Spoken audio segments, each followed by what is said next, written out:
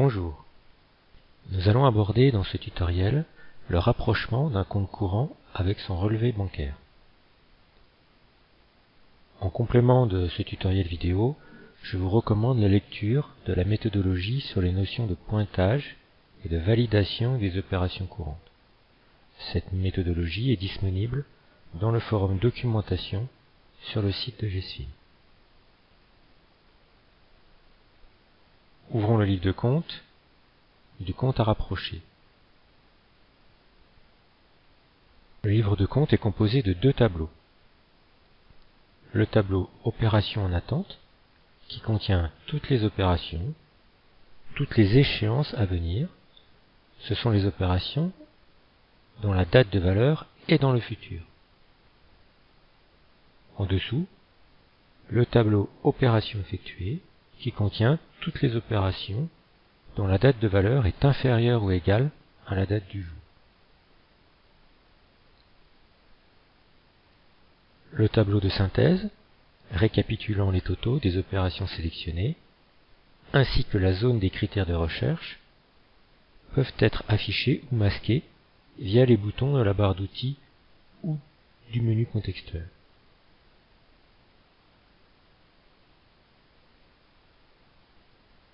La description que je vais faire de la méthode de rapprochement est la méthode par défaut. Elle peut être modifiée à partir des propriétés du compte. Nous reviendrons en fin de tutoriel sur les paramètres du compte qui sont à notre disposition. Nous engageons le rapprochement en saisissant les caractéristiques du relevé. En l'occurrence, dans notre exemple, il s'agit du relevé de décembre 2015, dont le solde est de 1796,83 au 31 décembre 2015. La validation du formulaire applique un filtre sur les opérations, afin de sélectionner uniquement celles qui correspondent à la période du relevé. Dans la barre d'outils, l'écart du solde des opérations pointées avec le solde du relevé apparaît. Il est de 30,10 €. Au fil du pointage des opérations, ce solde va évoluer. Il faut qu'il soit égal à 0 pour pouvoir engager la validation des opérations. Tant qu'il n'est pas égal à 0, le bouton a une icône grisée. Je pointe donc les différentes opérations présentes sur le relevé.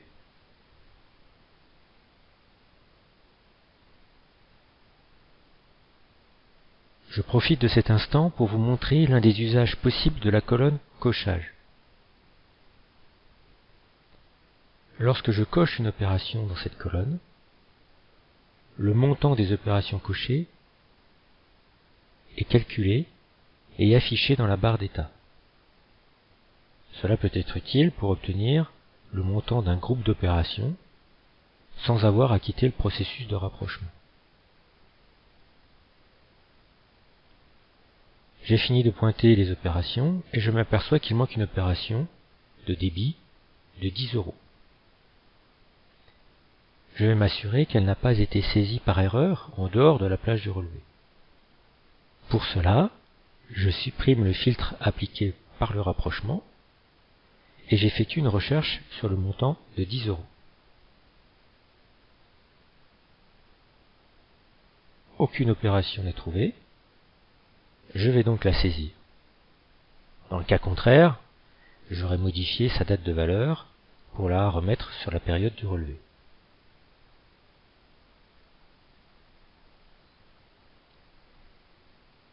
L'opération est saisie, je réengage le rapprochement avec le bouton dédié et je pointe l'opération de 10 € que je viens de créer. L'écart avec le relevé est maintenant égal à 0. Toutes mes opérations sont prêtes à être validées. L'icône n'est plus grisée, mais de couleur. Je constate cependant une opération par carte sur la période du relevé. Par défaut, GSFIN n'autorise pas cette situation. validant les opérations, je vais donc avoir la possibilité de la reporter sur la période du relevé suivant. Comme il s'agit d'une carte à débit différé, l'opération a actuellement une date de valeur au 31/12/2015. GESFIN va la projeter sur la date du prochain relevé, soit le 31 janvier 2016. J'engage la validation et j'accepte le report des opérations. Voilà, le rapprochement est terminé. Une ligne récapitulative a été créée. Toutes les opérations ont une puce d'état de couleur verte, indiquant leur statut validé. Dans ce statut, je ne peux pas supprimer l'opération, ni modifier son montant ou sa date de valeur.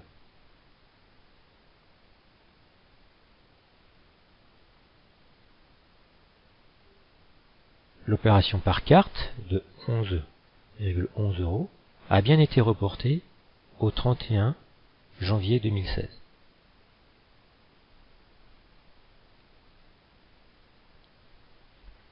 Intéressons-nous maintenant aux propriétés des comptes ayant une incidence sur le rapprochement. Il s'agit des rubriques verrouillage et rapprochement de l'item opération.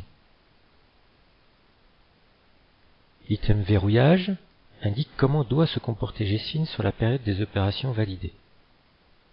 Par défaut, il est interdit d'ajouter une opération, d'en supprimer ou de modifier leur montant ou leur date de valeur. Ainsi, le passé est verrouillé et toute erreur de saisie ou toute mauvaise manipulation ne peut venir altérer ce qui a été validé. C'est le gage d'une bonne gestion. Bien sûr, il est toujours possible de changer la valeur de ce paramètre pour effectuer une correction ponctuelle s'il y avait vraiment lieu de la faire. En dessous, l'item rapprochement comporte 3 options. La première, lorsqu'elle est active, correspond à la méthode de rapprochement décrite précédemment. Si l'on veut valider les opérations sans relevé de compte, à tout instant, il faut décocher l'option.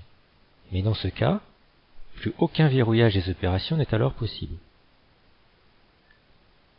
La deuxième option est à décocher pour permettre d'avoir des opérations pointées au-delà de la période du relevé. C'est notamment le cas lorsque l'on dispose d'un relevé de carte bancaire indépendant du relevé du compte principal, et que ce relevé de carte est produit avant celui du relevé du compte principal. Les opérations par carte sont pointées à réception du relevé, mais ne seront prises en compte que par le relevé suivant, N+1. Il faut donc autoriser des opérations pointées au-delà de la période du relevé que l'on rapproche. Enfin, la dernière option permet de créer une ligne récapitulative du rapprochement dans le livre de compte. Voilà, ce tutoriel est terminé. Pour tout complément d'information, n'hésitez pas à vous inscrire et à poster sur le forum de GESFIN. À bientôt.